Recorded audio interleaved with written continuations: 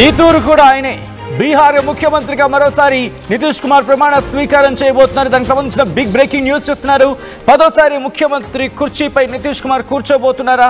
ప్రస్తుతం దీనికి సంబంధించి చర్చ జరుగుతుంటోంది. దాదాపుగా అవుననే మాట వినిపిస్తోంది. ఈ నెల 19 లేదా 20వ తారీఖులో ప్రమాణ స్వీకారానికి ఏర్పాట్లు చురుగ్గా జరుగుతున్నాయి. 19 లేదా 20 తారీఖుల్లో ఆయన ప్రమాణ స్వీకారం జరగచ్చు అంటూ కూడా చర్చ జరుగుతుంటోంది. రేపు గవర్నర్ను కలిసి ఆయన రాజీనామా అందించబోతున్నట్టుగా తెలుస్తోంది ముఖ్యమంత్రిగా నితీష్ కుమార్. ఆ తర్వాత ప్రమాణ స్వీకారం చేయబోతున్నారు. ఆల్రెడీ బీహార్ ఎన్నికలు ఎటువంటి రికార్డు స్థాయి విజయాన్ని ఎన్డీఏ కూటమి అందుకుందో మనం చూసాం. ఆ తర్వాత ఎన్డీఏ భాగస్వామ్య పక్షాల శాసనసభాపక్షం సమావేశం కాబోతోంది. అంటే రేపు గవర్నర్ని కలుస్తారు. గవర్నర్ను కలిసి రాజీనామా పత్రాన్ని అందించబోతున్నారు. ఆ తర్వాత ఎన్డీఏ భాగస్వామ్య పక్షాలకు సంబంధించి వాళ్ళతో శాసనసభాపక్షం భేటీ కాబోతోంది. ఎన్డీఏ భాగస్వామ్యం అంటే కూటమికి సంబంధించి శాసనసభాపక్షం భేటీ కాబోతోంది. ఎన్డీఏ నాయకుడిగా నితీష్ కుమార్ను ఎన్నుకోనుంది ఆ సమావేశం. ఎన్నుకోబోతున్నారు ఆయన్ని. ఆ తర్వాత ప్రభుత్వ ఏర్పాటుకు గవర్నర్ అనుమతి కోరబోతుంది ఎన్డీఏ. సో ఆ తర్వాత గవర్నర్ ఆమోదించడం జరుగుతూ ఉంటుంది. ఆ తర్వాత 19 లేదా 20 తారీఖులో ఆయన బీహార్ ముఖ్యమంత్రిగా ప్రమాణ స్వీకారం చేయబోతున్నారు. మరి ముఖ్యంగా 10వ ముఖ్యమంత్రిగా ప్రమాణ స్వీకారం చేయబోతున్నారు. బహుశా ఇంత సుదీర్ఘంగా ప్రమాణ స్వీకారం చేసిన చరిత్ర నితీష్ కుమార్కి ఉందంటే అర్థం చేసుకోవచ్చు. రైట్, రాజకీయాలు ఏమి అంత ఆశామాషిగా ఉండవు. ఎలా ఉంటాయో తెలుసు మనకి. మరి ముఖ్యంగా బీహార్ రాజకీయాలంటే అదో డిఫరెంట్. ఇంకా అదొక వ్యవహార శైలి అనుకోవాలి వాటిని హ్యాండిల్ చేసే పద్ధతికి సంబంధించి. ఎందుకంటే అక్కడ మనం చూసాం ఆర్జేడీ అలాగే జేడీయూ ఈ రెండు ఎలా టఫ్ ఫైట్కి వెళ్ళాయో చూసాం. ఆర్జేడీకి సంబంధించి లాలూ ప్రసాద్ యాదవ్ అక్కడ ఒక సుదీర్ఘమైన రాజకీయ చరిత్రను కొనసాగించారు ఆయన. ఆ తర్వాత అక్కడ ఎన్డీఏ కూటమికి సంబంధించి మాట్లాడుకోవడం కన్నా జేడీయూ అక్కడ నిలబడిందని చెప్పుకోవాలి. ఆ తర్వాత ఎన్డీఏ కూటమికి సంబంధించి మాట్లాడుకుంటున్న నేపథ్యం. అయితే కష్టపడమే కాదు, అదృష్టం కూడా కలిసి రావాలేమో. ప్రస్తుతం నితీష్ కుమార్కి సంబంధించి మాట్లాడుకుంటే అదే అనిపిస్తుంది. ఎందుకంటే పార్లమెంట్ ఎలక్షన్స్ ముందు ఆయన ఇటు భారతీయ జనతా పార్టీతో ఉన్నారు, అంటే ఎన్డీఏ కూటమిలో ఉన్నారు. ఆ తర్వాత మళ్ళీ బయటకు వచ్చారు. ఒకనొక క్రమంలో ఏకంగా ప్రధాని అభ్యర్థి ఇటు ఇండియా బ్లాక్కి సంబంధించి మాట్లాడుకున్న క్రమంలో ఇండియా బ్లాక్కి సంబంధించి ప్రధాని అభ్యర్థి పేరులో నితీష్ కుమార్ పేరే వినిపించింది. అంటే ఇండి కూటమిని బలంగా ముందుకు నడపడంలో ఆయన కీలక పాత్ర పోషించారు. ఇండి కూటమి ఏదైనా మీటింగ్ నిర్వహించాలంటే అందరినీ ఏకతాటి మీద తీసుకురావాలంటే అప్పుడు వినిపించిన పేరు నితీష్ కుమారే. సో ఆ స్థాయిలోకి వెళ్ళిపోయిన తర్వాత మరి ఏం జరిగిందో ఏమో, ఒక్కసారిగా వాళ్ళతో కటీఫ్ చెప్పేసి ఇటు మళ్ళీ ఎన్డీఏ కూటమిలో జాయిన్ అయిపోయారు ఆయన. సో ఎన్డీఏ కూటమిలో జాయిన్ అవడమే కాదు, పార్లమెంట్ ఎలక్షన్స్ గురించి మాట్లాడుకున్న క్రమంలో ఈరోజు తెలుగుదేశం పార్టీ అలాగే ఎన్డీఏలో తెలుగుదేశం పార్టీతో పాటు జేడీయూ ఈ రెండు కీలక భాగస్వాములుగా ఉన్న నేపథ్యం. ఒకవేళ రెండు పక్కకి జరిగాయంటే కనుక ఎన్డీఏ కూటమికి సంబంధించి బీటలు బారే అవకాశం ఉంది. సో ఇటువంటి సిచ్యువేషన్.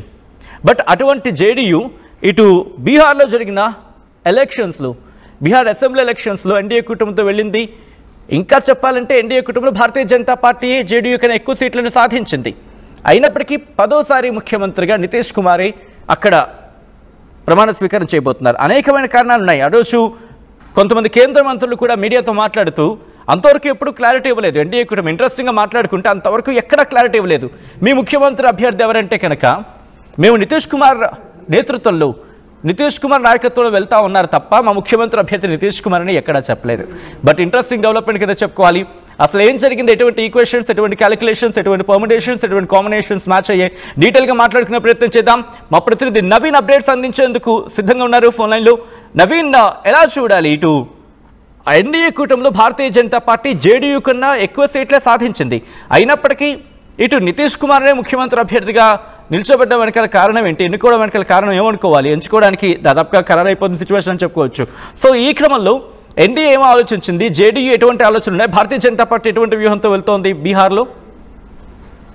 ఖచ్చితంగా మొదటి నుంచి కూడా బీజేపీ నితీష్ కుమార్ పైన ఫోకస్ పెట్టడం జరిగింది. ఖచ్చితంగా ఒకవేళ ఎన్డీఏ గెలిస్తే మాత్రం ఖచ్చితంగా నితీష్ కుమారే ముఖ్యమంత్రి అవుతారని చెప్పేసి కూడా బీజేపీ పార్టీ కారణం కూడా చర్చ కూడా జరిగినటువంటి పరిస్థితి జరుగుతుంది. ఎందుకంటే నితీష్ కుమార్ కు ఉన్నటువంటి అనుభవం సంబంధించినటువంటి విషయాలపైన కూడా పార్టీ అంతర్గతంలో కూడా చర్చించారు. 10వ వారు ముఖ్యమంత్రికి కాబోతున్నారని చెప్పేసి కూడా పార్టీ వర్గాల్లో కూడా చర్చ కూడా జరుగుతుంది. ఎందుకంటే ఎన్డీఏ కూటమిలో ఉన్నటువంటి పార్టీకి సంబంధించినటువంటి ముఖ్య నేతలందరూ కూడా నితీష్ కుమార్ వైపే మొగ్గు చూపుతున్నారు. ఎందుకంటే నితీష్ కుమార్ చేపట్టినటువంటి కార్యక్రమాలు కావచ్చు, అతను తీసుకున్నటువంటి డిసిషన్స్ కావచ్చు, బీహార్ ప్రజలందరూ కూడా తనకే పట్టం కడుతున్నటువంటి విధంగా కూడా ముందుకు వెళ్తున్నారు. కాబట్టి ఖచ్చితంగా నితీష్ కుమార్ మళ్ళీ ముఖ్యమంత్రి అవుతే బాగుంటుందని చెప్పేసి కూడా ఉన్నటువంటి రాష్ట్రంలో ఉన్నటువంటి ముఖ్య నేతలందరూ కూడా ఎన్డీఏ పెద్దలకు కూడా నితీష్ కుమార్ పేరును కూడా వారు ప్రిఫర్ కూడా చేసేటువంటి పరిస్థితి నెలకొంది. మనకున్నటువంటి సమాచారం ప్రకారం 19 తారీఖు లేదా 20 తారీఖున నితీష్ కుమార్ ముఖ్యమంత్రిగా మళ్ళీ ప్రమాణ స్వీకారం చేసేటువంటి అవకాశం కనిపిస్తే దీనికి సంబంధించినటువంటి ఏర్పాట్లు కూడా పూర్తిగా చేయడం జరుగుతుంది. అయితే బీహార్లోని పాట్నా గాంధీ మైదానంలోనే ఈ యొక్క ప్రమాణ స్వీకార కార్యక్రమం కూడా చేపట్టబోతున్నారు. ముఖ్యంగా ఇటు ప్రైమ్ మినిస్టర్ నరేంద్ర మోడీ సంబంధించినటువంటి అపాయింట్మెంట్ కావచ్చు, అతనికి సంబంధించినటువంటి ఆ షెడ్యూల్ సంబంధించినటువంటి ఒక కన్ఫర్మేషన్ రావాలి. కాబట్టి 19 తారీఖు లేదా 20 తారీఖున ఈ యొక్క షెడ్యూల్ అనేది కన్ఫర్మ్ అవుతుంది. ఎందుకంటే ప్రైమ్ మినిస్టర్ కి ప్రీ షెడ్యూల్ ఉన్నటువంటి నేపథ్యంలో దీనికి సంబంధించిన డేట్స్ అనేది ఇంకా ఫిక్స్ కావాల్సి ఉంటుంది. రేపు ఉదయం బీహార్లోనే క్యాబినెట్ సమావేశం జరుగుతుంది. క్యాబినెట్ సమావేశం జరిగిన తర్వాతనే నితీష్ కుమార్ నేరుగా గవర్నర్ దగ్గరికి వెళ్ళి అతని రాజీనామా సమర్పించేటువంటి అవకాశం కనిపిస్తుంది. దాని తర్వాత ముఖ్యమంత్రిగా మాత్రం 19 తారీఖు లేదా 20 తారీఖున సెరమనీ కార్యక్రమం కూడా ఉండేటువంటి అవకాశం ఉంది. రైట్ నవీన్, ఇక్కడ నితీష్ కుమార్ గురించి మాట్లాడుకున్న క్రమంలో ఏమనుకోవాలి? ఎందుకంటే ప్రభుత్వ ఏర్పాటుకు సంబంధించి జరుగుతున్నప్పటికీ 2000 కావచ్చు, 2005 కావచ్చు, 2010 కావచ్చు, అంటే దాదాపుగా చాలా సందర్భాల్లో అంటే సంకీర్ణ ప్రభుత్వం ఏర్పాటు చేయడం, బయటకు రావడం, మళ్ళీ ఇంకొక ప్రభుత్వంతో వెళ్ళడం, అంటే ఎన్డీఏతో కావచ్చు, ఇండి బ్లాక్ కావచ్చు, ఇలా డిఫరెంట్ కాంబినేషన్స్లో ఆయన ప్రయత్నం చేశారు. ఆర్జేడీతో కలిశారు, ఆర్జేడీతో పాటు కాంగ్రెస్తో కలిసి కూటమిని ఏర్పాటు చేశారు. ఏకంగా ఎన్డీ బ్లాక్ వరకు తీసుకువెళ్లారు. ఆ తర్వాత మళ్ళీ ఉప ముఖ్యమంత్రిగా ఉన్న తేజస్వి యాదవ్ మీద కాస్త అవినీతి ఆరోపణలు రావడం, మళ్ళీ బయటకు రావడం, ఎన్డీఏతో వెళ్ళడం, ఆ తర్వాత మళ్ళీ ఎన్డీఏకి సంబంధించి ఇండి బ్లాక్కి వెళ్ళడం, ఇండి బ్లాక్ నుంచి మళ్ళీ బయటకు వచ్చి ఎన్డీఏలోకి వెళ్ళడం, ఎన్డీఏ నుంచి మళ్ళీ పొసక్క బయటకు రావడం, ఇవన్నీ నితీష్కి సంబంధించిన మాట వినిపిస్తూ ఉంటుంది. తన పదవిని కాపాడుకోవడానికి ఏ ప్రభుత్వం అయినా జతకట్టడానికి సిద్ధంగా ఉంటాడని చెప్పి. సో ఎటువంటి చర్చ జరుగుతోంది? భారతీయ జనతా పార్టీ ఎటువంటి నమ్మకంతో ఉంది ఇప్పుడు జేడీయూ మీద? అంటే నితీష్ కుమార్ సంబంధించినటువంటి విషయాలపైనే మొదటిగా కూడా సీఎం అభ్యర్థి ఎవరనేది కూడా ఇంకా ప్రకటన చేయలేదు. ఎందుకంటే ఎన్నికల సమయంలో కొంత బీహార్ పాలిటిక్స్ అనేది డిఫరెంట్ గా ఉండబోతుంది. దాంతో పాటు నితీష్ కుమార్ గతంలో ఉన్నటువంటి పరిస్థితులు, గతంలో ఇండి కూటమితో కూడా కొన్ని రోజులు ఉండి అక్కడి నుంచి బయటకు వచ్చినటువంటి పరిస్థితి. దాని తర్వాత జేడీయూ తోటి కూడా అటు జేడీయూ సంబంధించినటువంటి పార్టీ మీరు ఎన్డీఏతో కూడా కలిసి ముందుకు కూడా వెళ్ళడం జరిగింది. ఇప్పుడు వచ్చినటువంటి ఈ బీహార్ ఎన్నికల్లో కూడా ఇద్దరు కూడా కలిసి పోటీ చేసేటువంటి పరిస్థితి ఉంటుంది. కాబట్టి ఇటు బీజేపీ మాత్రం నితీష్ కుమార్ వైపు ముఖ్యంగా ఫోకస్ పెట్టడానికి కొన్ని కారణాలు కూడా ఉండడం జరిగింది. ఎందుకంటే వచ్చేటువంటి బెంగాల్ ఎలక్షన్ సంబంధించినటువంటి అంశాలపైనే వారు దృష్టి కూడా పెట్టడం జరిగింది. ఒకవేళ ఇక్కడ ముఖ్యమంత్రి సంబంధించినటువంటి పేరు మార్పు ఏదైనా జరిగితే ఖచ్చితంగా కొంత వెస్ట్ బెంగాల్లో జరిగేటువంటి ఎన్నికల్లో కొంత బీజేపీకి ఇబ్బందులు తలెత్తేటువంటి అవకాశం ఉందని చెప్పేసి కూడా బీజేపీ భావించింది. కాబట్టి ఇప్పుడు మళ్ళీ నితీష్ కుమార్ వైపే బీజేపీ కూడా పూర్తి స్థాయిలో కూడా దృష్టి కూడా సాధించడం జరిగింది. Right Naveen, thanks for update. మొత్తం అయితే మాత్రం ఇటు బీహార్ ముఖ్యమంత్రిగా మళ్ళీ నితీష్ కుమారే పగ్గాలు చేపట్టబోతున్నారు.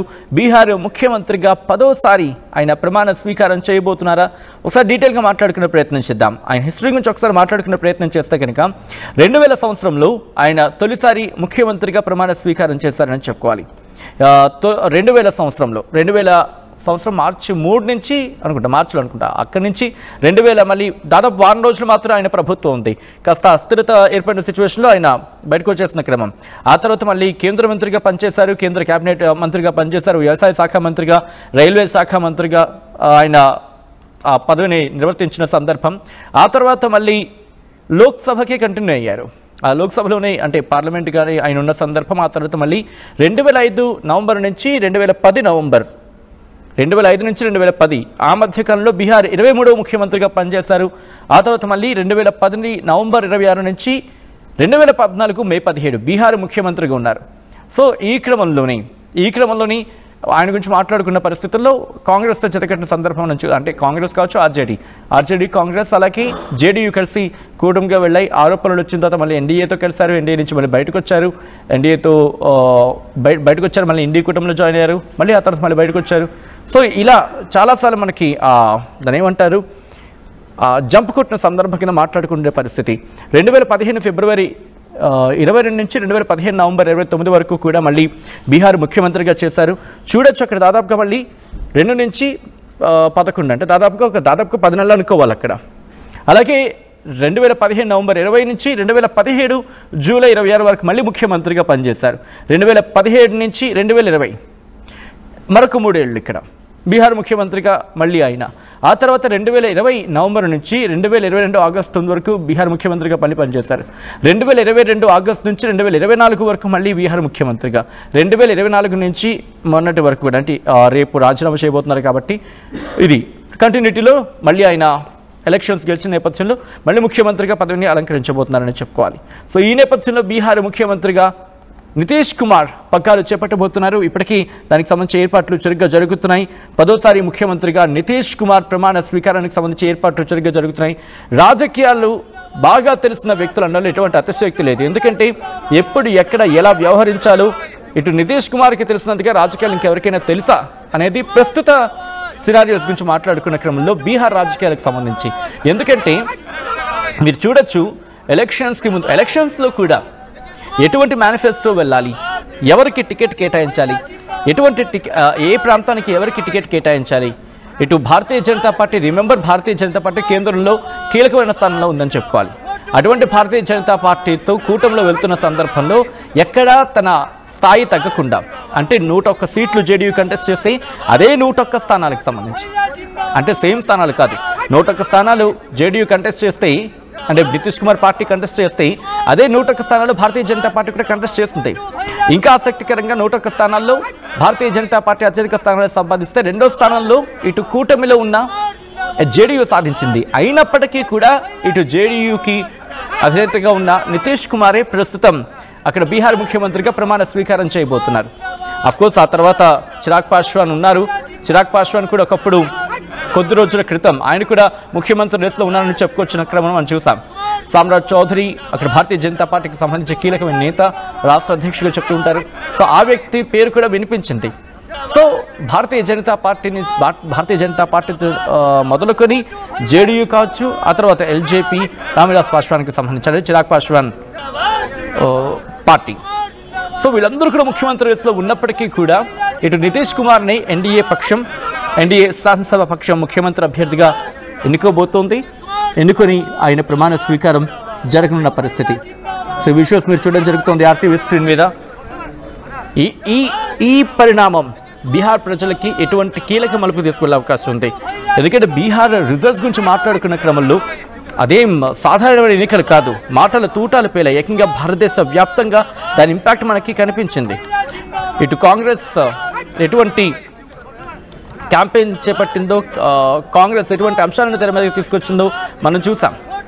సో ఈ క్రమంలో ఇటు కాంగ్రెస్ కావచ్చు, at the same time RJD, ఈ రెండూ కలిసి మహాగఠబంధన్గా వెళ్ళాయి. మహాగఠబంధన్గా వెళ్ళినప్పటికీ కూడా ఫలితాల విషయంలో చూసినప్పుడు కాస్త ఆశించిన స్థాయిలో ఫలితాలు రాలేదని చెప్పుకోవచ్చు. కాంగ్రెస్ మరి ముఖ్యంగా మహాగఠబంధన్ ఆశించింది వేరు, కానీ అక్కడ వచ్చిన స్థానాలు వేరు. సో ఈ క్రమంలోనే ఇప్పుడు బీహార్ ఎలక్షన్స్ గురించి మాట్లాడుకుంటున్న నేపథ్యం. బీహార్ ఎలక్షన్స్లో ఇటు ఎన్డీఏ విజయం సాధించింది. మరి ముఖ్యంగా భారతీయ జనతా పార్టీ 89 స్థానాలని కైవసం చేసుకుంటే జేడీయూ 85 స్థానాలని కైవసం చేసుకుంది. ఆ తర్వాత ఆర్జేడీ 25 స్థానాలకు అక్కడ పరిమితం అయిపోయింది. ఎల్జేపీ రామ్విలాస్ పాస్వాన్కి, అంటే చిరాగ్ పాస్వాన్ సంబంధించి 19 స్థానాలను కైవసం చేసుకుంది. కాంగ్రెస్ 6 స్థానాలకు పరిమితం అయింది. ఏఐఎంఐఎం 5 స్థానాలను కైవసం చేసుకుంది. హెచ్ఎంఎస్ 5 స్థానాలను సంపాదించుకుంది. ఇతరులు 6 స్థానాలని సంపాదించుకునే నేపథ్యం మీరు గమనిస్తే కనుక భారతీయ జనతా పార్టీ దాదాపుగా బీహార్ వ్యాప్తంగా తన ఇంపాక్ట్ని చూపించింది. అలాగే జేడీయూ కూడా ఆర్జేడీకి సంబంధించి మాట్లాడుకునే క్రమంలో అక్కడక్కడ తన సత్తాను చూపించింది అనుకోవచ్చు. బట్ ఎక్స్పెక్ట్ చేసినంత సీట్స్ అక్కడ దక్కలేదనేది. ఎందుకంటే మహాగఠబంధన్కి సంబంధించి మాట్లాడుకుంటే ఆర్జేడీ 25 సంపాదించుకుంది, ఐఎన్సీ 6, అంటే 31 స్థానాలు ఇక్కడ మనకి క్లియర్గా కనిపిస్తున్న సందర్భం. సో ఈ నేపథ్యంలో ఇటు భారతీయ జనతా పార్టీ కూటమి, అంటే ఎన్డీఏ కూటమి విజయాన్ని సాధించింది. బీహార్లో ముఖ్యమంత్రిగా 10వసారి ప్రమాణ స్వీకారం చేయబోతున్నారు నితీష్ కుమార్.